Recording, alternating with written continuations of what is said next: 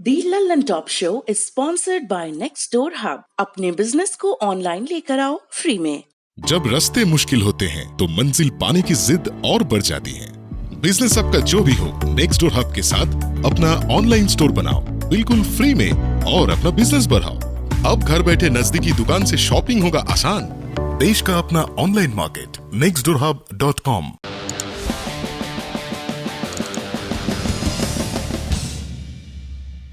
अब बात करेंगे एमएसएमई की। आप कहोगे भैया लल्लन टॉप कल भी तो बात की थी। आज विस्तार से तसल्ली से ब्यौरे समझ कर करेंगे, क्योंकि ये बात नौकरियों से जुड़ी है, करोड़ों लोगों से जुड़ी है। क्या है ये एमएसएमई?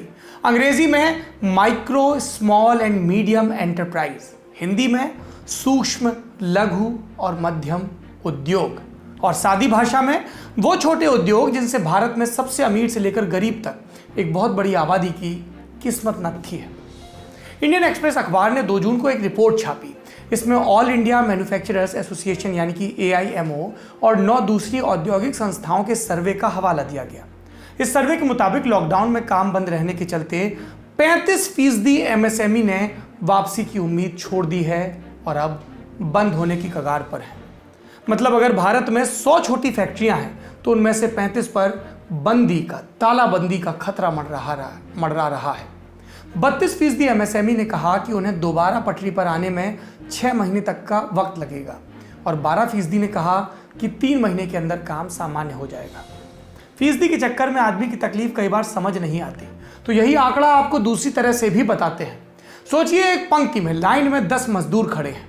इनमें से 3 की नौकरी जा सकती है क्योंकि फैक्ट्री बंद होने की कगार पर है। इन्हें कहीं और काम ढूंढना पड़ेगा। इन्हें उन 7 मजदूरों से नौकरियों के लिए लड़ना होगा जिनकी खुद की तनख्वाह 3 से 6 महीने तक नहीं आएगी या पूरी नहीं आएगी, क्योंकि हमने आपको बताया कि बाकी उद्योग 3 महीने या 6 महीने में खुल सकते हैं। छोटे उद्योगों में काम करने वाले मजदूरों के लिए सामाजिक सुरक्षा एक दूसरे ग्रह का जीव है। PF, इंश्योरेंस और मेडिक्लेम जैसी चीज़ें उन्होंने सुनी नहीं होती। वो कितनी भयावह स्थिति होगी जब इन मजदूरों पर कोई विपत्ति आएगी जिसके लिए इन्हें पैसों की ज़रूरत होगी। ये समस्या कितनी बड़ी हो सकती है, इसके लिए आपको जानना होगा कि MSME सेक्टर कितना बड़ा है। भारत सरकार का सूचना प्रसारण मंत्रालय एम्प्लॉयमेंट न्यूज़ वीकली निकालता है। इसका हिंदी संस्करण क्या कहलाता है? रोजगार समाचार। छोटे शहरों में युवा आज भी ये अखबार मंगवाते हैं या पंचायत की लाइब्रेरी में जाकर देखते हैं। उसमें नौकरियों पर हम पेन से गोला बनाते हैं। केंद्र सरकार द्वारा प्रकाशित इस अखबार में 19 से 25 जनवरी 2019 के अंक में डॉक्टर रंजीत मेहता का एक संपादकीय छपा। इसमें MSME को भारत में सबसे बड़ा जॉब क्रिएटर बताया गया, माने नौकरी देने वाला सबसे बड़ा सेक्टर, और साथ में आंकड़े भी दिए गए। क्या है आंकड़े? भारत में 6 करोड़ 50 लाख MSME हैं। भारतीय अर्थव्यवस्था में इनका लगभग 30% उत्पादन का योगदान है। इनमें 12 करोड़ मजदूरों को रोजगार मिला है। ये भारत में उपलब्ध नौकरियों का 30% है, माने खेती के बाद सबसे ज़्यादा लोग MSME में ही काम करते हैं।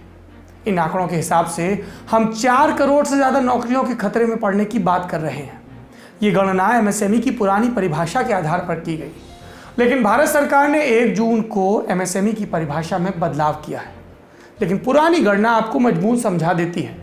यहाँ हम आपको ये बता दें कि कई MSME हैं जो अपने मजदूरों को PF और इंश्योरेंस जैसी सुविधाएं देते हैं, लेकिन उनकी संख्या कम है और फिलहाल MSME का पूरा तंत्र संकट में है। जहाँ संकट वहाँ मदद के लिए आती है सरकार। नरेंद्र मोदी सरकार ने 1 जून को कैबिनेट मीटिंग में MSME को राहत देने के लिए कुछ और कदमों की घोषणा की। एक घोषणा तो परिभाषा को लेकर हुई। नई परिभाषा के मुताबिक अब माइक्रो यानी कि सूक्ष्म उद्योग 1 करोड़ रुपए का इन्वेस्टमेंट और 5 करोड़ रुपए का टर्नओवर माना जाएगा। लघु उद्योग 10 करोड़ का इन्वेस्टमेंट और 50 करोड़ का टर्नओवर। मीडियम उद्योग 50 करोड़ का निवेश और 250 करोड़ का टर्नओवर। अब निर्यात से होने वाली आय को भी टर्नओवर में नहीं जोड़ा जाएगा, ये एक राहत भी दी गई। और टर्नओवर क्या होता है जो बार बार हम बोल रहे हैं? 1 साल में कंपनी की कुल कमाई, इसमें लागत और मुनाफा दोनों होता है। परिभाषा क्यों बदली गई? इससे यह होगा कि अब ज्यादा उद्योगों को MSME में माना जाएगा, तो जो राहत सरकार MSME सेक्टर को दे रही है वो ज्यादा लोगों तक पहुंचेगी।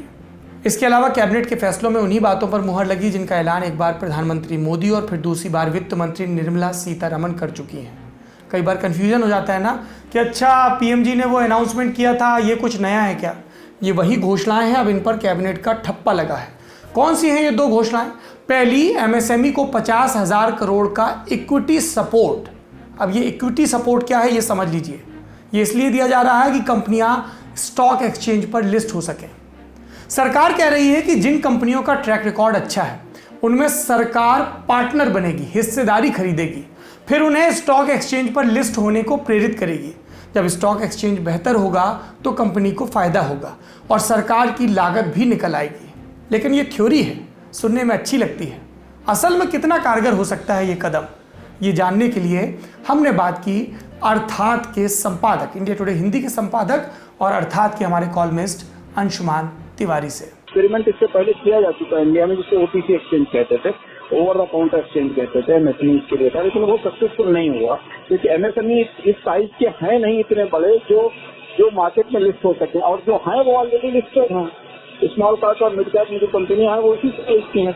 लेकिन फंड ऑफ फंड जैसी जो इनिशिएटिव्स होते हैं ना, या रनिंग इकोनॉमी में तो अच्छे काम करते हैं। जब सिंकिंग इकोनॉमी हो तो यहाँ इस समय कौन फंड ऑफ फंड करे, तो पैसा लगाएगा, ये देखने की बात होगी। कैबिनेट ने एक और फैसला दिया है डिस्ट्रेस्ड एसेट फंड के बारे में। इसके तहत तकरीबन 2 लाख एमएसएमईज को 20,000 करोड़ तक की लोन की राहत मिलेगी। कैसे?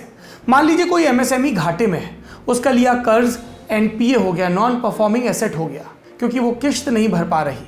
ऐसी स्थिति में कोई भी इस कंपनी को कर्ज और नहीं देना चाहता।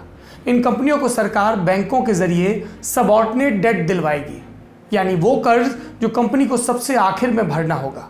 चाहे वो दिवालिया हो जाए तो कर्ज लेने के स्ट्रेस को इस फैसले से कम किया जा सकता है, इस तरीके से कम किया जा सकता है। और एक बात, इस कर्ज के लिए गारंटी का एक हिस्सा सरकार देगी।